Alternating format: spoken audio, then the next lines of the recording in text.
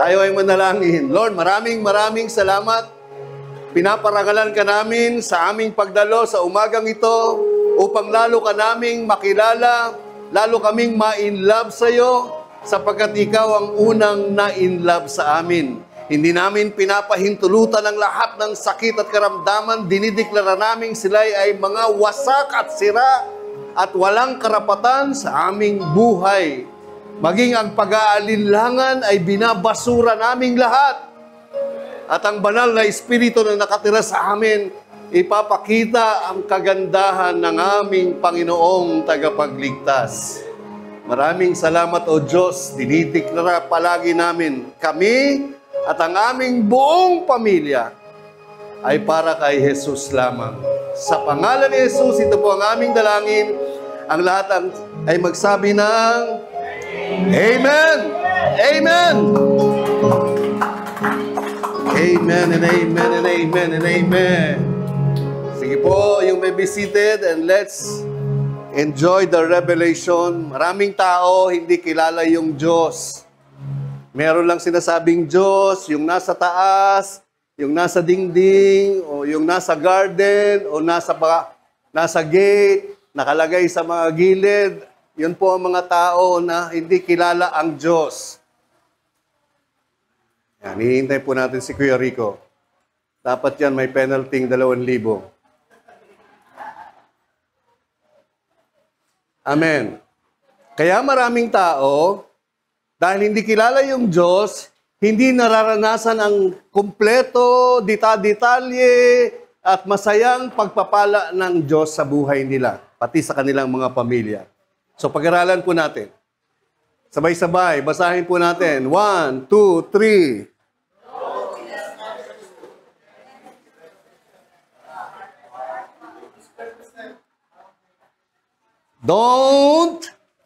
Don't.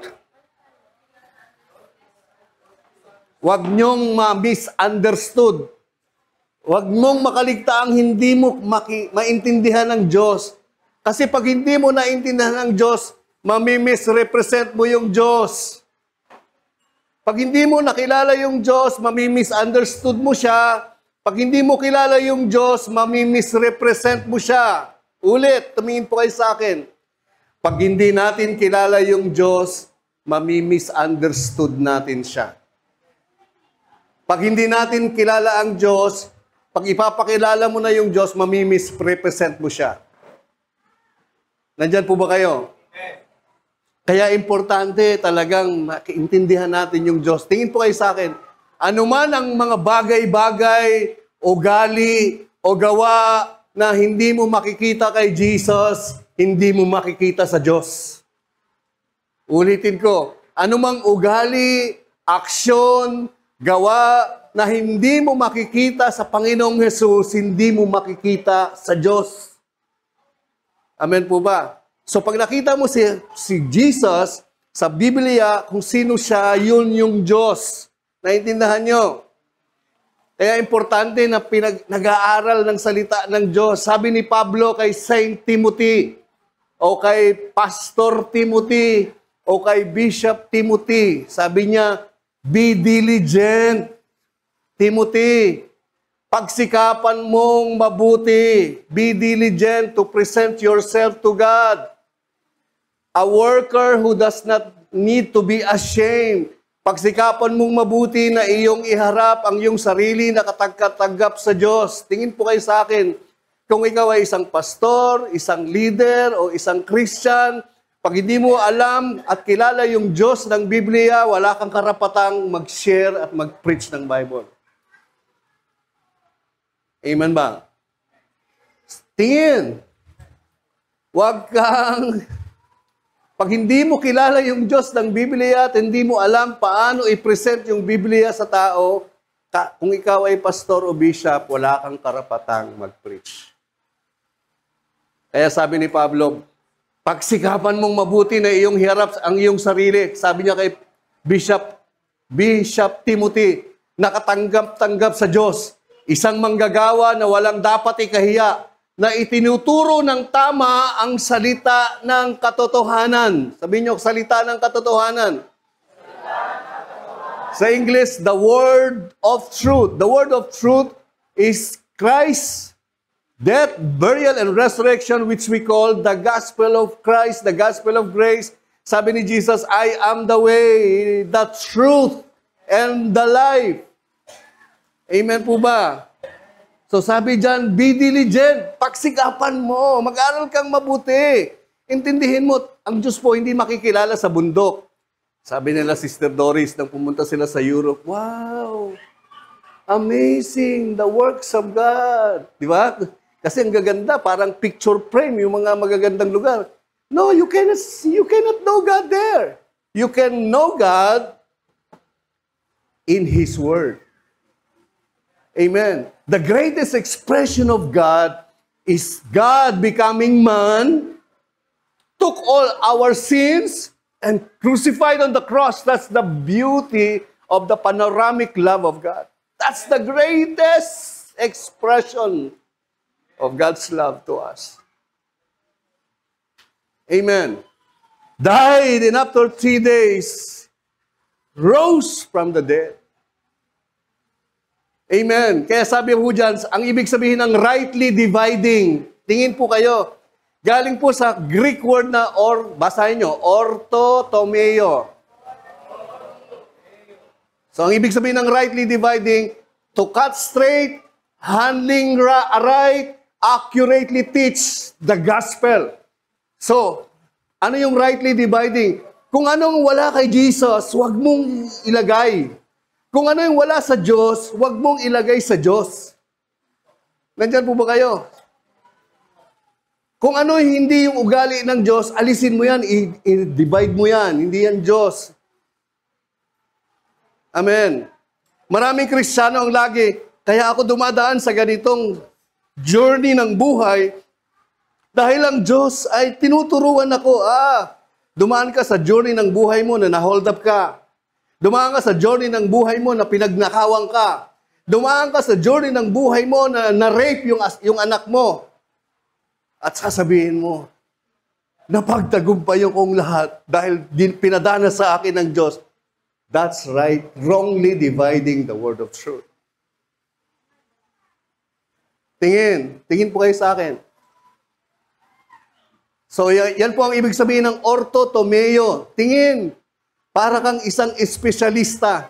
Ginamit siyang salita na yan para doon sa mga nagkakat ng ginto sa bato o ng diamond. Kailangan dahan-dahan kinakat yan para hindi mo maapektahan yung diamond. Para kang isang espesyalista na mag-o-opera ka para pag inopera mo, hindi mo makat yung mga bagay-bagay na makakamatay sa tao. Nandyan po ba kayo? Yan po ang ibig sabihin. O tingin, ibig sabihin, ihiwalay mo lahat, ibasura mo lahat ang hindi patungkol sa Diyos. Ihiwalay mo lahat, pati yung mga feelings ng tao, nung sinusulat ng mga tao, yung salita ng Diyos. Totoo yun, salita ng Diyos, sinusulat nila, pero kasama po yung emosyon nila. Alisin mo yung mga emosyon nila. Kunin mo lang kung ano yung patungkol kay Jesus. Ganyan po ka-importante yan. Amen. Alisin mo yung self. Kaya yung law, hihiwalay mo yan kasi self-righteousness yan. So kunin mo lang yung kay Jesus. Hiwalay mo yung pagkagalingan mo kasi sarili mo lang yan. Ang ganda ng kantahan natin kanina. Yung Tagalog. Amen ba? O, tingin po kayo. Kaya sa 2 Timothy chapter 3, verse 15, sabi ni Paul kay Bishop Timothy, mula nang ikaw sanggol, palamang, mula nang pagkabata, alam mo na ang banal na kasulatan na makapagbibigay ng karunungan sa inyo sa kaligtasan sa pamamagitan ng pananampalataya kay Kristo Jesus. Ulit, sabi ni Pablo kay Bishop Timothy, mula nung ikaw bata, alam mo na ang banal na kasulatan na makapagbibigay ng karunungan, wise, sa'yo, sa kaligtasan, sa kapatawaran ng kasalanan, kagalingan, proteksyon, buhay na walang hanggan, at pagpapala ng buhay dahil kay Kristo Jesus.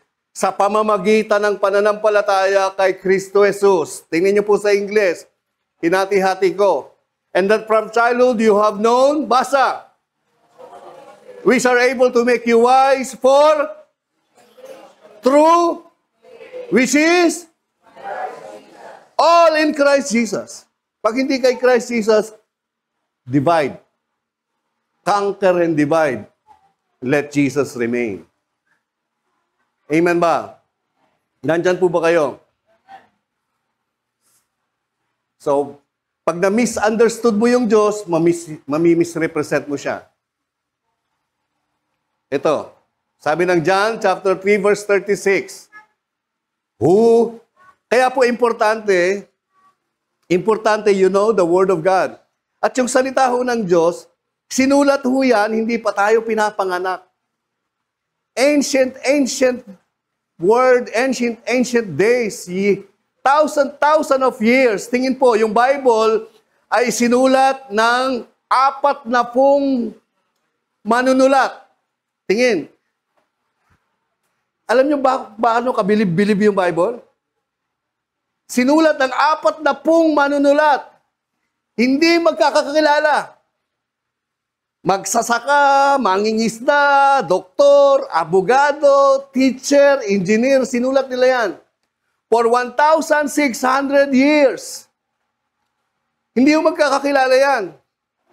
Sa 3 continent at 3 lingwahe. Hebrew, Greek, at saka Aramaic. Nung kinulate ho yung mga sinulat nila, kaya po amazing, iisa ang tema. Christ, death, burial, and resurrection. Hindi magkakakilala. From different generation, 40 writers, 3 continents. That's how powerful is the Bible is. Hindi mo makikilala ang Diyos without the Bible. Noon, umasa lang tayo sa mga tradisyon, di ba? Sabi ng lolo ko, lumaki na kami, pagkakain kami, kailangan magdadasal, o pag may umaalis, iikot yung plato, at pag may nakasalubong kaming itim na pusa, wag nang tutuloy.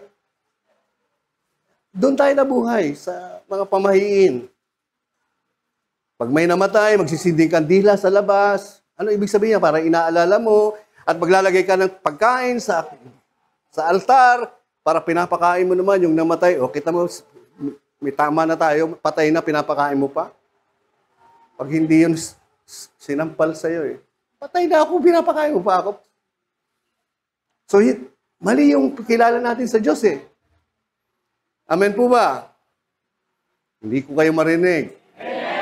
O, sabi dito, sino man na sumasampalataya sa anak ay may buhay na walang hanggan. Ang hindi sumasampalataya sa anak ay hindi makakakita ng buhay. Subalit, ang galit ng Diyos ay nananatili sa kanya. Nabasa niyo ba yung galit? Sabi sa Ingles, he who believes, basa, 1, 2, 3, he has everlasting life and he shall not see life, but abides in Him. So, nung sinusulat yan, tapos nung binasa natin, feeling natin, yung galit ng Diyos, yung Diyos pala ay galit sa mga hindi sasampalataya. Alam niyo po yan, pag binalikan niyo, that's a figure of speech. Ano yung figure of speech? Sinulat ko po. What is figure of speech? Figure of speech is a word that deviates from its literal meaning, but convey a more vivid, creative, empathic expression. So yung wrath of God, hindi sinasabi yung Diyos ay mayroong may galit. Ang ibig sabihin lang yan, it's an expression, figure of speech, that when you do not have God, you will experience wrath. The absence of God, dinidescribe ng writer na galit ng Diyos. Wala hong galit ang Diyos. And I will show you that. Nandyan po ba kayo? Figure of speech. Parang sinabi mo, Leon Guerrero. Leon ba siya? Figure of speech. Sasabihin mo, si Ian is a monster when it comes to computer. Monster ba siya? Ang literal meaning, monster, pero hindi yun ang ibig sabihin. It deviates from literal meaning, but it vividly and creatively, empathically express kung ano yung tao. Nandiyan po ba kayo? Tawag dyan. So yung Bible is full of metaphor, figure of speech, simile. Kaya hindi mo pwedeng yung figure of speech, yung metaphor, hindi mo pwedeng ipaliwanag ng literal. Nandyan po ba kayo? So you have to explain it. At sa atin, meron tayo, tawag dyan sa metaphor, talinhaga. Meron tayo, anong tawag sa atin? Ang isda ko sa Maribeles, bugtong, ay nasa loob ang kaliskis. Oh, so, grabe pala ang isda sa Maribeles. Yung isda, punta nga tayo sa Maribeles. Wrong! Hindi mo naiintindihan. Ang ibig sabihin nun, sili.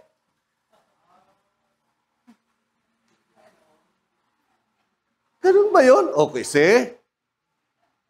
Ang lumakad ng matulin, kung matinik, ay malalim. O kaya ikaw, kanto lang, inabot ka ng 3 oras. Kasi yun ang pagkakaintindi mo, mali. Ang ibig sabihin nun, huwag ka magpadalos-dalos ng desisyon. You see? Tapos pag nabasa sa Bible, the wrath of God, ako grabe. Pag hindi ka nanampalataya sa Diyos, mararanasan mo ang galit. Ay, piniset mo yung Diyos, galit na Diyos sa mga hindi sasampalataya sa Kanya. Wrong! God is good. And all the time, where's the wrath there? Nasaan ang wrath dyan? So, it's a figure of speech. Kaya pag isa kang pastor, hindi mo naiintindihan yan.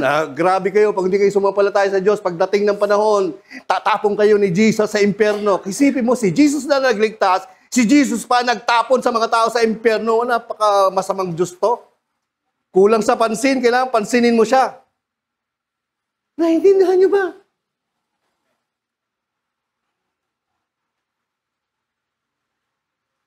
So it's a figure of speech. The wrath of God means it's the absence of God. They describe it, the absence of God described as the wrath of God. Galit ng Diyos. Yung kawalang ng Diyos, dinescribe ng mga writer noong unang panahon, yun yung galit ng Diyos. Pero totoo, walang galit ang Diyos. And I will show you that. O, tignan muna natin ito. Isa pa. The Lord is merciful and gracious, is slow to anger, and abounding in mercy. Ang tingin natin sa ang Panginoon ay mahabagin, matulungin, hindi madaling magalit at sagana sa pagmamahal. Tingin. Pag binasa mo yan at si Insa sabi mo, grabe, slow to anger pala yung Diyos. Ang tagal magalit. Wrong na naman! Ang ibig sabihin ng slow to anger, sabi ng slow, arak, long, prolong. He never gets angry. Ang slow to anger is a figure of speech that he's saying, God never gets angry. Kaya mga sinulat ni Moses, nagpipresumptus lang siya. Hindi niya kilala yung Diyos. God never gets angry. Nakita niyo si Jesus? Nakita niyo si Jesus? Nung hinuli siya sa Garden ng Eden, ng Gethsemane, dala-dala, at talagang aarestuhin na siya. O sabi niya, ang tagal ko na kayo hinintay. Tapos tinaga ni Peter yung tenga. Sabi ni Jesus, ano ka ba? Kung ako yun hindi lang tenga tatagay ko leg nun. Kinuha ni Jesus yung tenga. At sinabi niya, ihaw mo na. Binalik ni Jesus. He never gets angry. Sinaksak na siya. Ikaw nga, matikitan ka lang na may malibag na tao. Ganun ka na, ganun Si Jesus pinapak. Nung pinako, ginulpi. Nung ginugulpi, wala ho eh. Nung dinala siya sa garrison, sa harap pa lang nung mga saserdote, sinampal si Jesus. Pa! Pambihira, pag sinampal mo ko, umalis ka na sa harapan ko. Si Jesus wala. Binunutan ng mga balbas. He never gets angry. Dinuraan, sinuntok. He never gets angry. Hindi siya nagagalit. Grabe tong Jesus na to. As God, you cannot question Him. But even as man, you cannot question Him. Pinatong yung tinik na corona. Oh, niya sa, wala. Buhat ng krus. Pinapako. Yung paa, yung kamay. Hanggang pinako ng He never gets angry. Why? So, tingnan niyo po. It's a figure of speech. If you don't know the Bible, you will misrepresent God. If you don't know God, you will misunderstood Him. Amen. Kaya po, ang ibig sabihin niyan, ang Panginoon ay mahabagin, matulungin, hindi siya nagagalit at sagana sa pagmamahal. Wow. Oh, so dating na tayo. Bakit ho hindi nagagalit ang Diyos at wala siyang galit? Basa. But, sinabi ba dyan, fruits of fruit?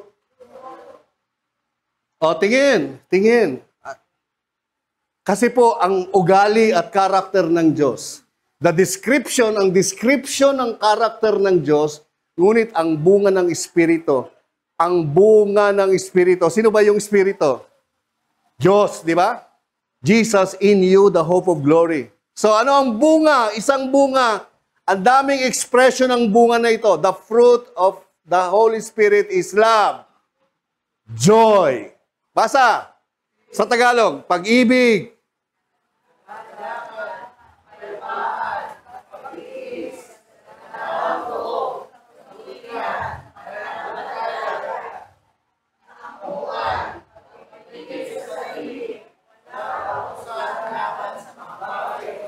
So, meron ba diyang wrath?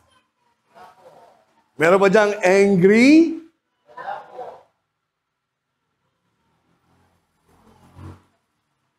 Kasi kung yung Diyos ay, meron ba diyang kill? Meron ba diyang naglalagay siya ng, nagagalit siya, pumapatay siya? Kasi kung pumapatay siya, di tayo pumapatay din. Tayo ay anak ng Diyos na killer. Naiintindihan niyo po ba? Hindi siya nananakit, hindi siya nagbibigay ng sakit, hindi siya nagpapahirap. Paano tayo tinitrain pastor ng Diyos? Tingin po kayo sa akin. Sabi ng Hebrews, tinitrain tayo ng Diyos, dinidisiplin tayo ng Diyos sa salita. Salita. Through words. Words. Parang tayong mga magulang, di ba? Buti na lang na may Jesus na tayo. Ngayon, salita na lang. Dati, puro hataw, suntok, hambalos, sipa, tadyak, batok, sampal, kurot. Pag tinuturuan natin yung mga anak natin, ayaw matuto. Salamat na lang kay Jesus. Yung mga anak ko, 4 yun eh. Yung una, sapa, palo. Yung pangalawa, tadyak. Tigas ng ulo nyo ha. Yung pangatlo, hindi pwede, mabait yung babae.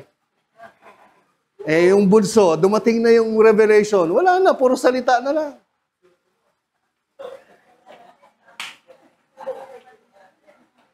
Dumating na si Jesus eh. Puro salita na lang. Wala na akong galit na bugbugin, paluin. Wala na po eh. That's how God trains. Kahit na anong kukulit natin, titigas ng ulo natin, pinapaalala ng Diyos. Salita, salita. Because the Word of God is power. Amen. So walang galit ang Diyos. Hindi pumapatay ang Diyos. Hindi siya nagbibigay ng sakit. Hindi rin siya nagbibigay ng karamdaman. Amen. O, tingin po. Tingnan niyo ko, kinorek ni Jesus si Moses. Gusto niyo makita paano kinorek ni Jesus si Moses? Ito po. Sa Tagalog na lang. Tagalog natin kunin. Narinig ninyong sinabi nila noong unang panahon. Pag sinabing narinig ninyong sinabi nila noong unang panahon, ang ibig sabihin dyan, narinig nyo ba noong unang panahon na sinabi ni Moses sa kautusan? Yan po ang ibig sabihin. Huwag kang papatay.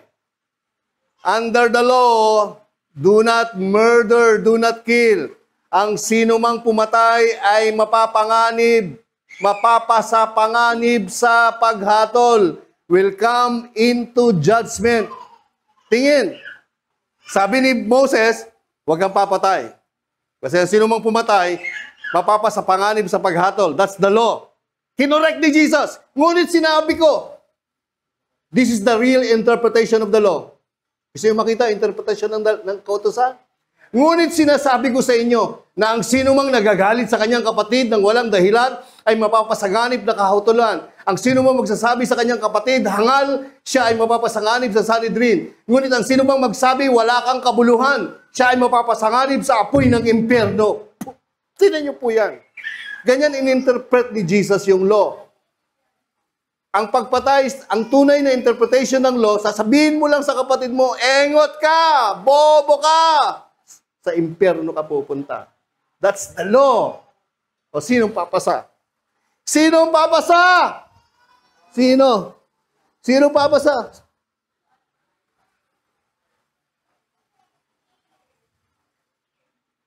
Ito interpretation. Kinorek ni Jesus si Moses. O sinong papasa sa atin? Sabihin mo lang sa kapatid, engot-engot mo. O, doon ka na. Hell, Gehenna hell. Sa English, tinan niyo po, danger of hell fire. That's the law. Nakita niyo po. Ito pa. You have heard it was said to those of old. Ang ibig sabihin niya, you have heard it was said by Moses. You have heard it was said by the law of Moses. You shall not commit adultery. Sa Tagalog, narinig ninyong sinabi nila noong unang panahon, huwag kang mangangalunya. O, anong sabi ni Jesus? Ngunit sinasabi ko sa inyo. So, ininterpret ni Jesus yung do not commit adultery. Ang sino mang tumingin sa isang babae o isang lalaki na may masamang pagnanasa sa kanya, nagkasala na ng pangangalunya sa kanyang puso. Sinong papasa? Sinong papasa? Picture nga lang, bagsak na eh. That's the law. Yan po yung kautusan. Oh, sabi ni Jesus, sinasabi ko sa inyo, pag tumingin lang kayo ng may pagnanasa, nangalon niya na kayo. Oh, ang sagot ko, papasa ba kayo? Yan ang kautusan. Akala nila, ang hindi pagkukumit adultery, wag ka tatabi sa ibang babae. Ininterpret, pinaliwanag ni Jesus, ito ang tunay na batas ng kautusan. So, walang papasa, di ba? Bagsak lahat. Sabi niya, kaya nga, kapag ang inyong kanang mata ay makakapagpatisod sa inyo, anong sabi ni Jesus? Dukutin mo yan. O, di ba, nakatingin ka, ay patay, nakakumit ka na adultery, di ba? O, dukutin mo. Di isa na lang. Nakatingin ka, ay, dukutin mo uli yan. O, okay na ako, Lord. Dukutin mo at itapon. Mabuti pa mapawala ang isang mata sa mga sangkap ng iyong katawan kaysa mabulit sa impyerno ang iyong buong katawan. Isipin mo, under the law, itong paliwanag ni Jesus, ang adultery, tumingin ka lang. So, dukutin mo yan. Para pagpunta mo sa impyerno ka pa rin pupunta. Dinukot mo na, sa impyerno ka pa rin pupunta. Sinong papasa? Kahit pumasa ka. Sa impyerno ka pa rin pupunta. Yung mga mapagmalaking mga banal.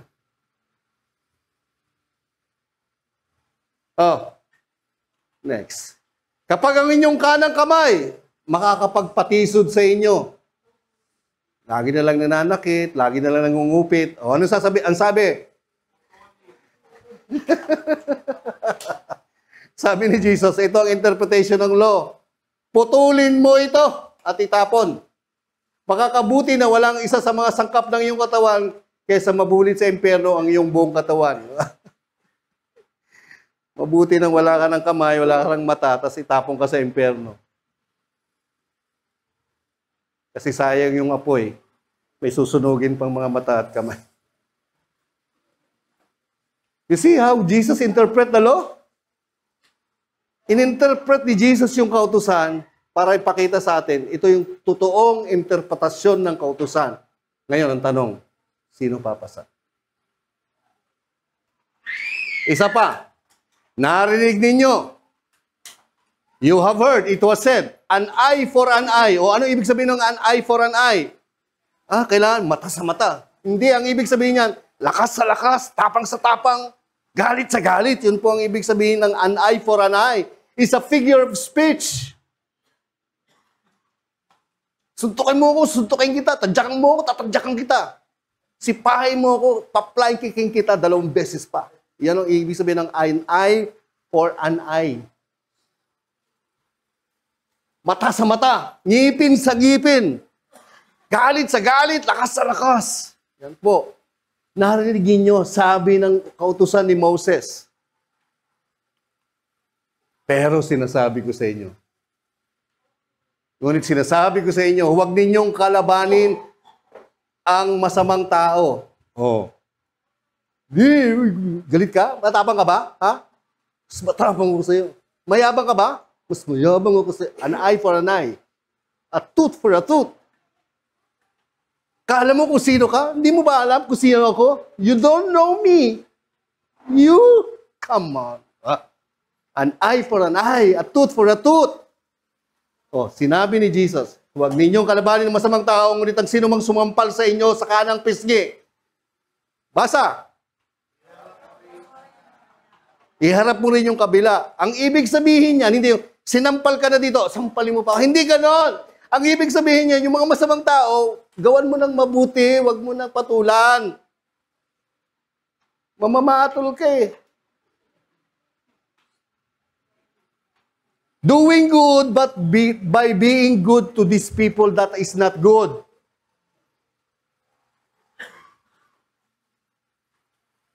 Naintindihan nyo ba? So Moses misrepresent God. Because he misunderstood God. Kaya pag hindi mo kilala yung Diyos, paktay ka. Taktak ka ng dakdak dito, pinapakita mo, galit ang Diyos. Amen. Hindi ko kayo marinig. Ito pa, isa, para makita ninyo paano ininterpret ang Panginoong Hesus yung kautusan. Narinig ninyo, sinabi, ibigin mo ang iyong kapwa at kapuutan mo ang iyong kaaway. Sa kautusan, love your neighbor, but hate your enemy. Kaya kita nyo doon sa Old Testament, yung mabubuti kaibigan, yung mga kaaway, pinapatay. Because that's how they appreciate the interpretation of Moses. Nung dumating si Jesus. Ito yung sinasabi ni Moses. Sabi niya, basa. Basa, yung may kulay. Ito ang sinasabi ko sa inyo. Ibigin ninyo ang inyong mga kaaway. Pagpalain ninyo ang mga napupuot sa inyo. Gawan ninyo ng mabuti ang mga nagagalit sa inyo. Sige, tingin. Pag may kaaway ka, ibigin mo. Ibigin mo? Yung mga galit sa'yo, ibigin mo. This is the law.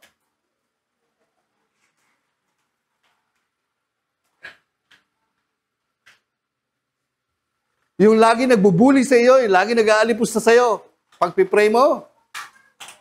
So, tinuturo ni ni Jesus yung tamang application.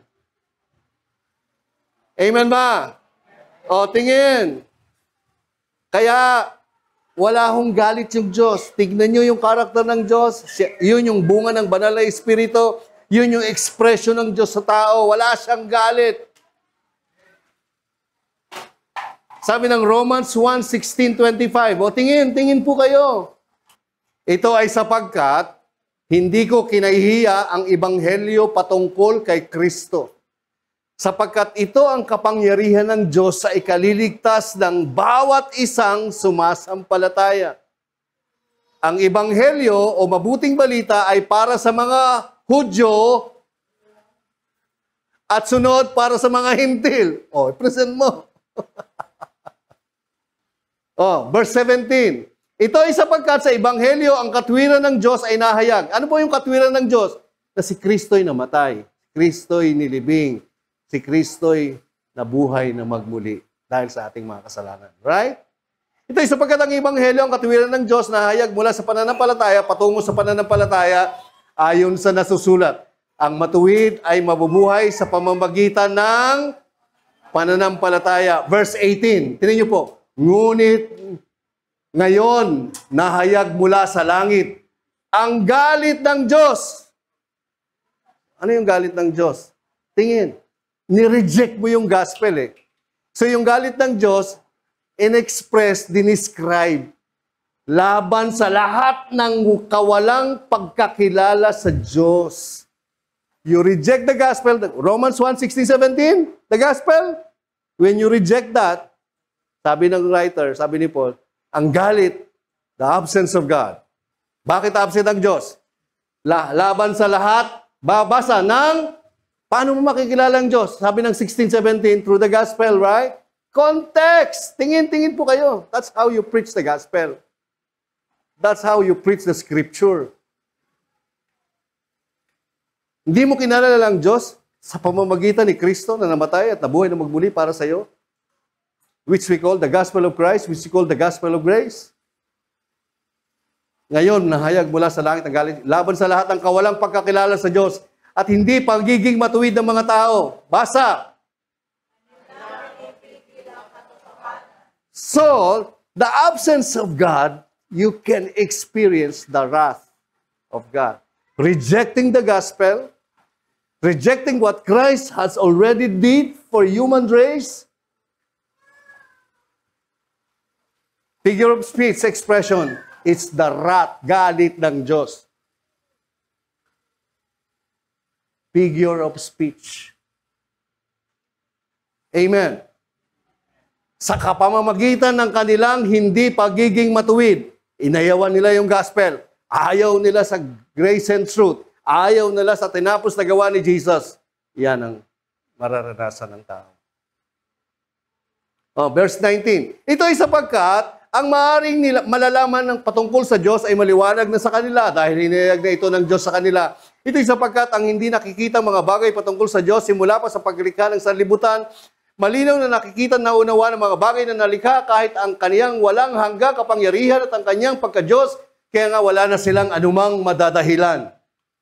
Ito ay sapagkat kahit kilala na nila ang Diyos, hindi niya siyak niluwalhati bilang Diyos ni nagpasalamat sa Kanya. Sa halip, ang kanilang mga pag-iisip ay nawaging walang kabuluhan at mga puso nilang hindi makaunawa ay napuno ng kadiliman. Sa pagsasabi nilang sila ay matalino, sila ay naging mga mangmang. 23, ang kaluwalhati ng Diyos na walang kabuluhan ay basa. Ayaw mo sa gospel, gusto mo dito sa Diyos-Diyosan. Then you can experience expression, the wrath of God. Gusto mo dyan? Pinapalit mo? Sinasamba mo ang mga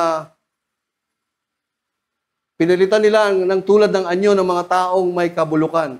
Ang mga anyo ng mga ibon, ang mga hayop na iapat na paa at mga hayop na gumagapang. Verse 24.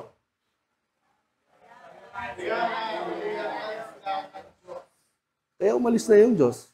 So the absence of God, ininterpret ng mga writers, the wrath of God. Meron bang galit ang Diyos? Wala.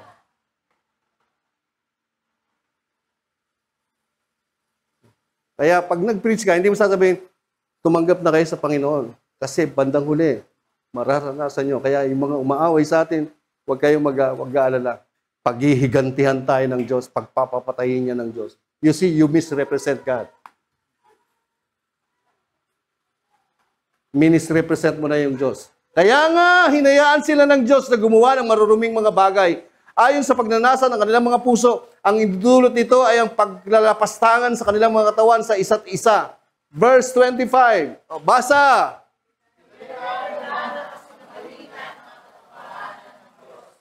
Nakita mo na. Pinakita na, pinahayag na sa gospel. Ayaw mo pa. Gusto mo pang sambahin yung mga anyong tao. So pinalitan mo ng kasinungalingan ang mga katotohanan ng Diyos. Sinasabi mo, ito yung Diyos, ito yung Diyos, ito yung Diyos, ito yung Diyos. Tapos, basa, ang nilikhang bagay ay sinamba nila, pinaglingkuran kaysa lumikha, na pinupuri magpakailanman siya nawa. Ang mga nilikhang bagay, sinasamba nila. Imbes na yung lumikha, nagkatawang tao, namatay, dahil sa ating mga kasalanan na kanyang nilikha, nilibing pagkatapos sa 3 araw na buhay na muli, nasa kanan ng Ama, at ngayon, nasa atin, sa presensya ng banal na Espiritu na nakatira sa atin. Amen. Hallelujah.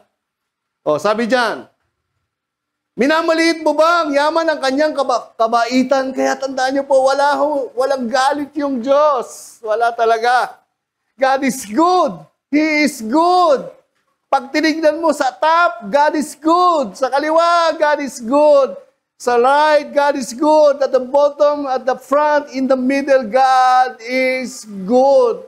All the times, always, and forever. He's so good. Pag hindi mo siya kilala ng ganyan, you misrepresent him. Ang daming pastor, mga bishop pa na ko, magra-rapture na, tayong lahat ay liligtas ng Diyos. Yung mga naiwan, naku, makakaranas ng galit ng Diyos. You don't know the Bible, friend.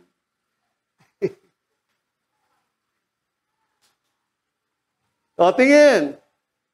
Minamaliit mo ba ang yaman ng kanyang kabaitan? Minamaliit mo ba ang kanyang pagtitiis at pagtsatsaga? Hindi mo ba alam? Hindi mo ba nalalaman na ang kabutihan ng Diyos ang gumagabay sa iyo para magsisi ka? Na makikita mo na mabuti pala ang Diyos, ang bait-bait pala ng Diyos, kahit na napakawalang hiya ko, kahit na makasalanan ko, kahit hindi ko siya pinapansin, mahal na mahal ako ng Diyos. Hindi ako pinaparusahan ng Diyos, kahit sandamakmak na kasamaan ang ginagawa ko. Manapay siya pa ang kumuha ng lahat ng parusa ng aking kasamaan. Di ba kabait nun? Verse 5. Ngunit ayon sa katigasan ng inyong puso at hindi pagsisisi. Basa. Yan. Sabi you are treasuring up yourself wrath in the day of wrath. Ito ay araw na galit. Nang galit at pagpapahayag ng matuwid na hatol ng Diyos. So mahatol ba yung Diyos? Galit ba yung Diyos? Hindi. In the absence of God, bang, you experience. At yung mga Bible writers, sinulat yan as the wrath of God. Ulit, it's a figure of speech. Para ipakita ang yung Diyos, wala na siyang galit. Amen? Who will render to it according to his deeds? Ang Diyos na nagbibigay ng hatol sa bawat tao ayon sa gawa niya. Sila na patuloy na gumagawa ng mabuti na may pagtitiis at naghahanap ng kalawatian, karangalan at walang kasiraan ay bibigyan ng walang hanggang buhay. Verse 8. Ngunit sa kanila na makasarili, masuwayin sa katotohanan. Ibig sabihin, masuwayin sa katotohanan. hindi sumusunod, hindi naniniwala sa gospel, at sumusunod sa kalikuan, ay tatanggap ng hindi ng Diyos. Kasi God is love, gentle, patient, kind, long-suffering. All the attributes, all the character, all the expression of God's character is the fruit of the Holy Spirit. Amen. So without God, dalawa lang ho ang mundo. Without God, then there's wrath. The absence of God is described as the wrath of God. Kaya po yung gospel hindi attractive eh. Tingin, kaya po hindi attractive yung gospel, yung nagpipresent. Pinipresent mo yung Diyos. Ano yung dalawang anong tawag doon? Sa psychological Dalawa ang personality yung Diyos. Yung Diyos mabait, Diyos yung galit. Diyos mabait, Diyos galit. Bipolar. Pinipresent natin ang Diyos na bipolar. Pinipresent natin yung gospel is a bipolar gospel. Pag mabait ka, sumampalataya ka, love ka. Pag hindi ka mabait, hari ka, sasakalin ka, papatayin ka. You misrepresent God. Kaya yung gospel, hindi siya attractive. Because of the preacher, the pastors, teachers, bishop, kuno, explaining the gospel, not knowing the true nature and character of God. Next. Tingin po. Malinaw po nilalagay ko sa inyo Tagalog-English. Kaya lang talaga malayo minsan sa Tagalog. Sa English. Tingnan natin sa English. 1 Thessalonians chapter 1, verse 5 to 10. Bilib ako sa mga preacher sa lalo na sa Facebook. Ang gagaling yun, dami sinasabi. Hindi ako nakakakita ng sitas ng Bible. Akala mo sila mga walking Bible. Bilib ako, pero misrepresenting God. Kaya yung mga tao nagpo-false hope. Puro pangarap na lang. Kaya ang theme song ng maraming Christian, pangarap ka na lang ba o magiging katotohanan pa? Sana'y pagmahal na lang ng iba. Bakit? Amen. Sabi, gumaling, kapatid, pag nagpakabait ka, gagaling ka sa mga sakit mo. Tapos pag hindi gumagaling, kaya ka lumalala, kapatid! Ang dami mong kasalanan. You see? Yung Diyos ng Biblia, sinasabi, kapatid, magaling ka na kay Kristo Jesus. Kahit ano pa ang pagkakamali mo, kahit ano pa ang kasalanan mo, pinagaling ka na. Yan ang Biblia. Yan ang Diyos ng Biblia.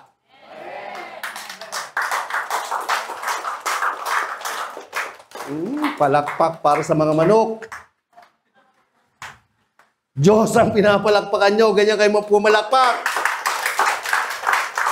Para kayong nasa sabungan.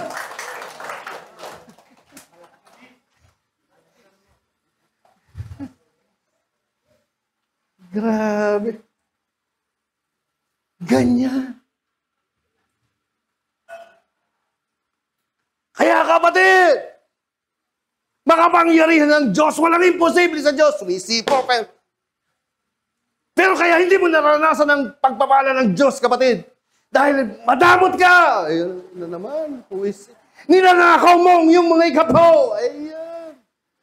Ito yung tunay na Diyos ng Biblia. Kainin mo lahat ng ikapo mo. Pinagpala ka pa rin ng Diyos. Minimisrepresent yung Diyos. Sino ka? Porque bishop ka, pastor ka, may karapatan ka nang i-misrepresent yung Diyos? Tingin. Di po ako galit. Nagpapaliwanag lang.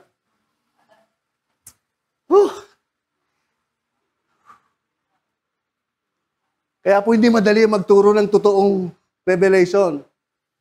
Takes time to study.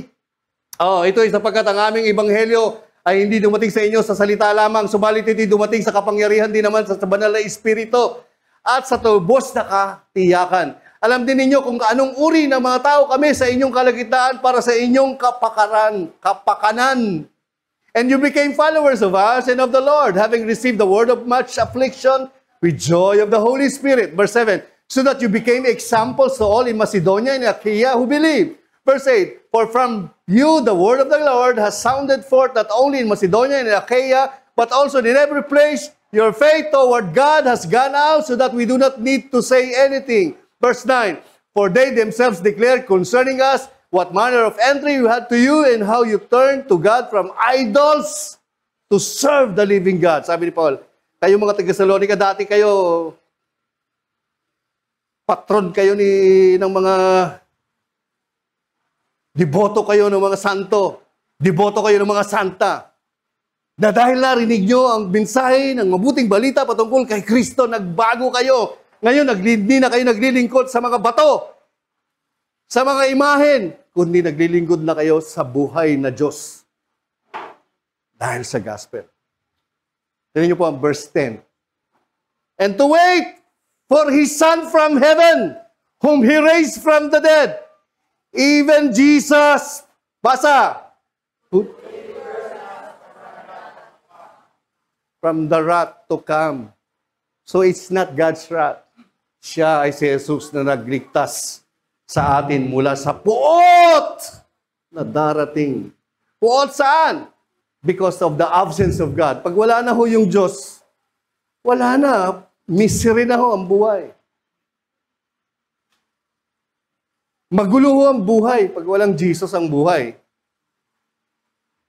Ay, namaniwala ho kayo sa akin. Magulong buhay, walang kapayapaan, walang direksyon.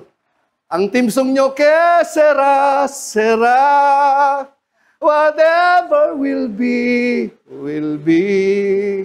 Our future's not ours to see. Ay, Jesus! Walang gana sila, guys.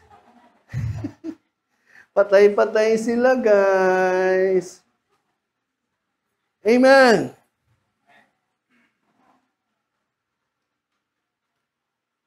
Tingnan niyo po, wala talagang galit ang Diyos. Sabi dyan, no? For God so loved the world that He gave His only begotten Son, that whoever believes in Him should not perish, but have everlasting life. Yung Diyos, hindi Kanya ipapahamak. Walang kapahamakan sa Diyos. Alam mo nang mali, sumugal ka pa, di talo ka. Alam mo na eh. So, hindi kasalanan ng Diyos. Amen. Hindi siya namamahamak. O, verse 17. Ito ay sapagkat hindi siya nangahatol. Walang condemnation sa kanya. Pag nagkasala ka mula ngayon hanggang bukas, hindi sasabihin ng Diyos, ano pang ginagawa mo? Anak. Tingnan mo yung mga pinaggawa. Hindi siya ganun. Parang tatay na sasabihin mo lang sa anak mo, ang dami ng mali, di ba? Anak, alam mo lang mahal ka ng tatay mo. Anak, si Jesus nakatira sa'yo. I trust you. Mahal ka ng tatay mo. Ganun lang. Pero sangkaterba ng mali yung ginawa. Hindi. Kaya sila yung mga bata, yung mga anak natin, kaya sila sumusunod sa inyo, natatakot. Kasi may takot sa iyo. Pero pag dumating yung panahon, wala ka ng ano sa kanila, pambihira. Pero pag sinanay mo yan, anak, mahal kita, mahal ka ng Diyos, I trusted you. Pero may ginawa ng hindi ka trust. I trusted you. Para sa buhay mo yan, ayusin yung buhay mo. Para sabihin ng mga anak mo, hindi ka nila yung mga anak natin, kala nila mas magaling sila sa atin? Panahon nyo yan eh. Yung mga panahon nyo, yung panahon pa ng ano eh. Tapos gusto nyo i-apply nyo yung panahon nyo sa amin ngayon eh. Iba na ang panahon ngayon, mami. You know, mami. Kala mo mas magaling pa sa atin, di ba? Kayo naman, dahil sa kawalan nyo ng karunungan ng Diyos, oo nga anak, hindi na ganun kayo, kayo lahat sa mga anak nyo. Pag sinabi ng anak nyo, upo, nay! Upo. Bigyan mo ang pera, nay! Bigay.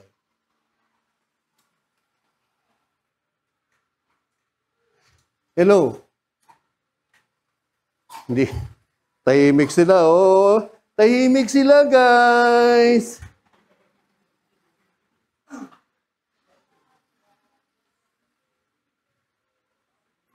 Kaya pag nagagalit ako, kinakausap ko yung mga anak ko, you can never outsmart me, you know. Oh. Gumagano ako sa kanila, kinakausap. Don't you ever smart your daddy. Eh, ginaganon ko yung mga anak ko eh. Kasi akala nila, yung ginawa nila at yung diskarte nila, tama. No! You do that? Bahala ka sa buhay mo. Pero kung ako tatanungin mo, hindi dapat.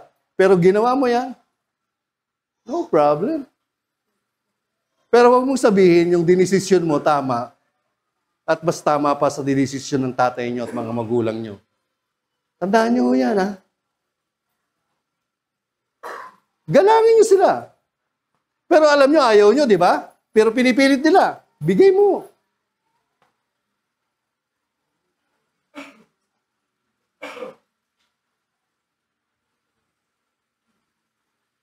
Let them live in their decision of their making.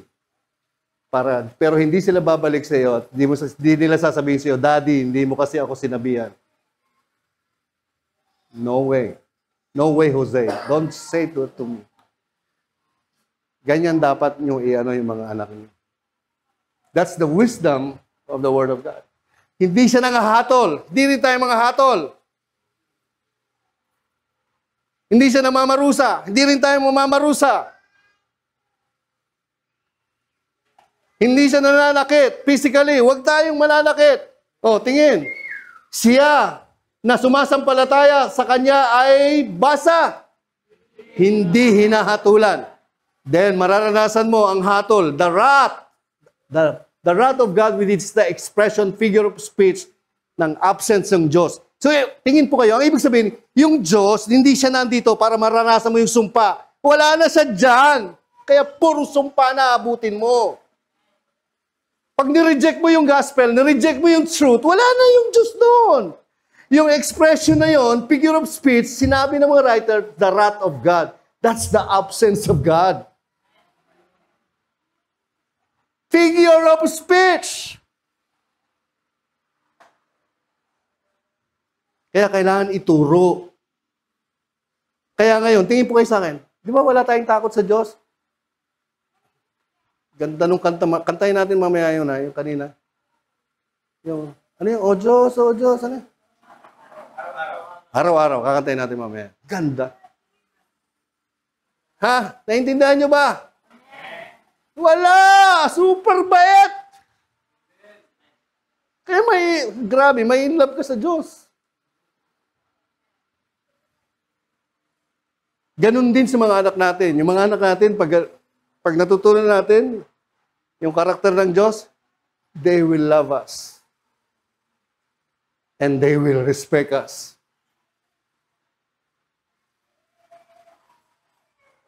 Tingin po kayo, mga parents. Kaya nga tinuturo, bata pa, itrain nyo sila. Kasi pag lumaki sila, o kita nyo, ganyan ang mga ugali. Tinrain nyo na, ganito pa rin ang ugali. Kanyo.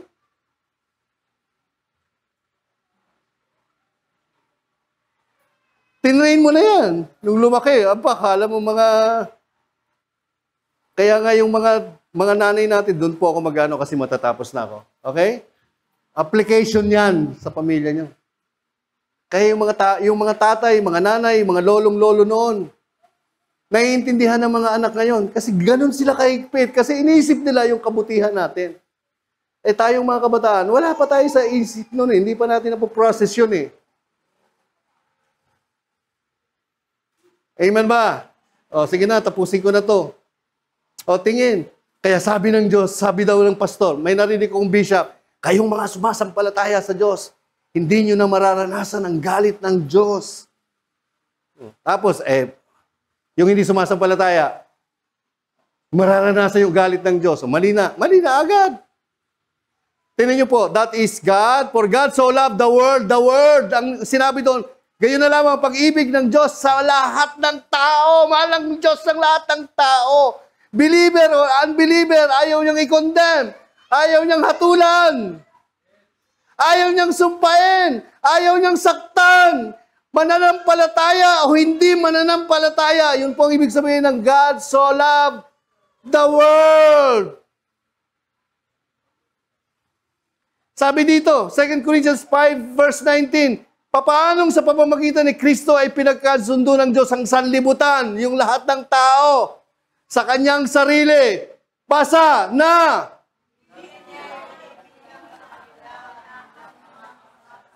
Sa Diyos, unbeliever ka, hindi ka niya bibilang, hindi ka niya hatulan. Unbeliever ka, hindi ka niya hatulan, hindi ka niya bibilang, hindi bibilangin yung kasalanan mo. Pero inayawan mo yan, sumararanasan mo yung sumpa. Diyos ba yung sumumpa? Hindi.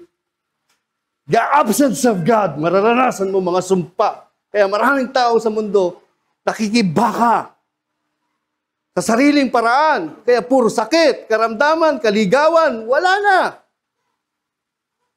Namamatay na lang.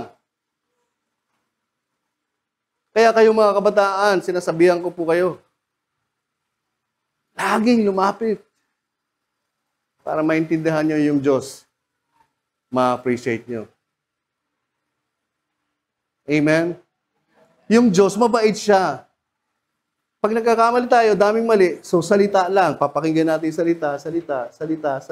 Walang parusa. O, kaya ka ganyan. Kasi nung bata ka, pinahirapan mo sarili mo, nagbisyo ka, nagganto ka, kaya ngayong matanda ka na, nararanasan mo ang lahat. O, kita mo?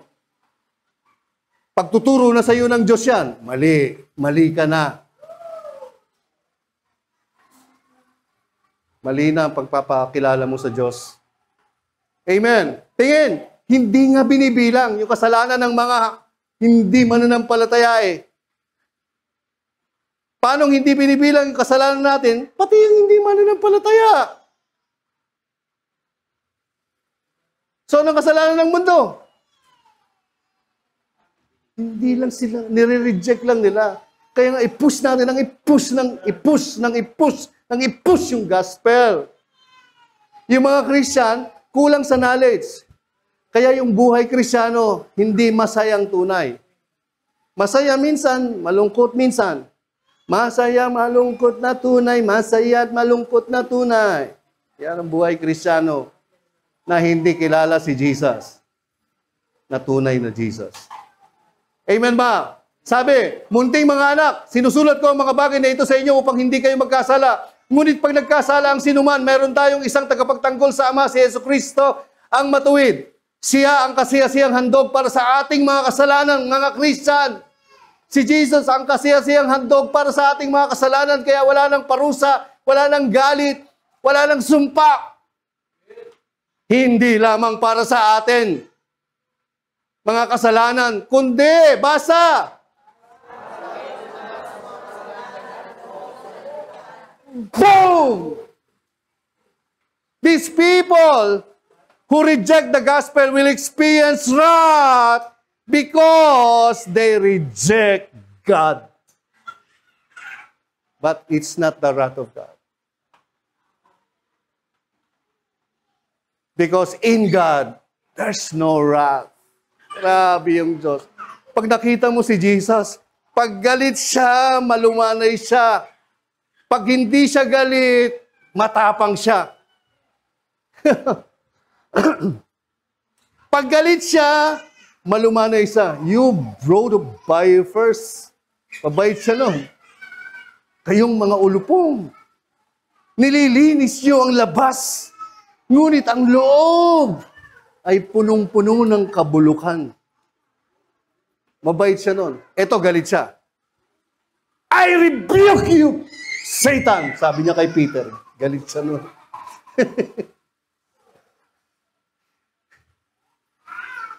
Lumayas ka, Satanas! Sisipin mo, tinuro si Peter, I rebuke you, Satan.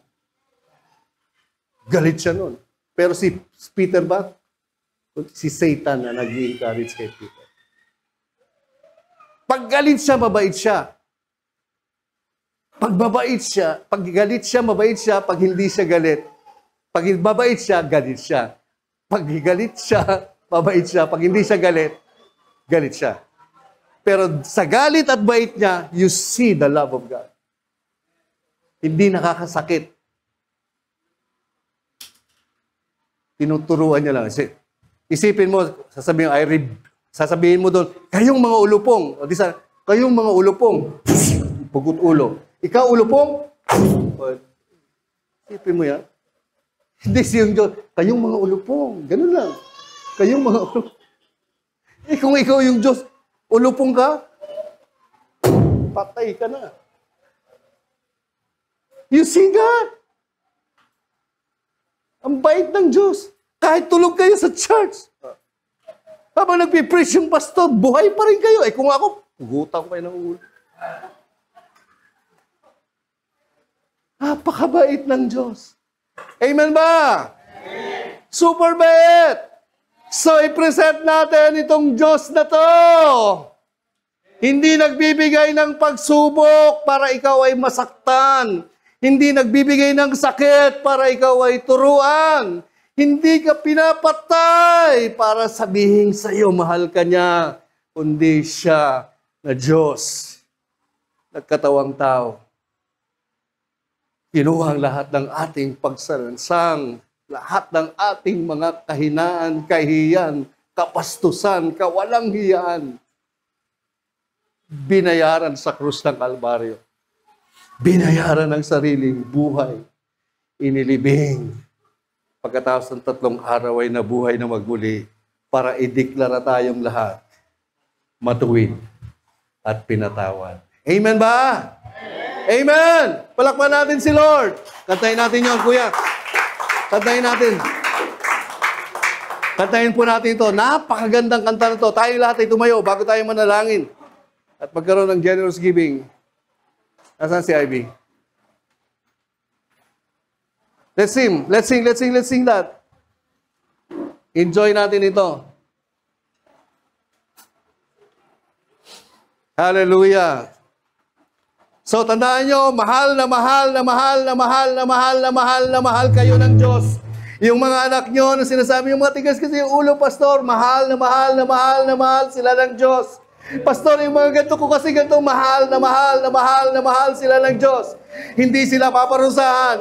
Hindi sila makakaranas ng galit ng Diyos pagpakailanman. Come on, let's go!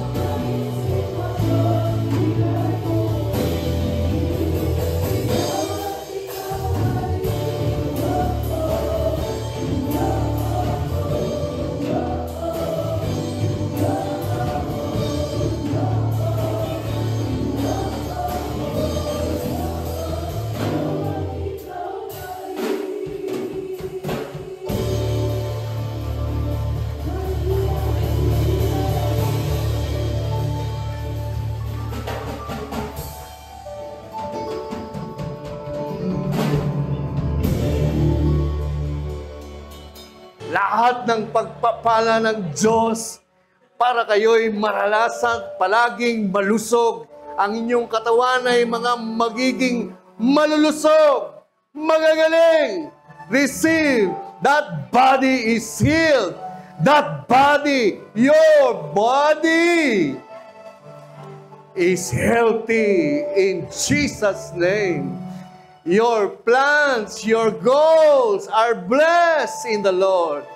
No condemnation, no sickness, no accident will come near you, near your dwellings, near your works, near your houses, because in Christ, you are always seated in the Most High God. And you are always blessed. Sa pangalan ni Jesus, ang lahat ay magsabi ng Amen and Amen and Amen and Amen and Amen.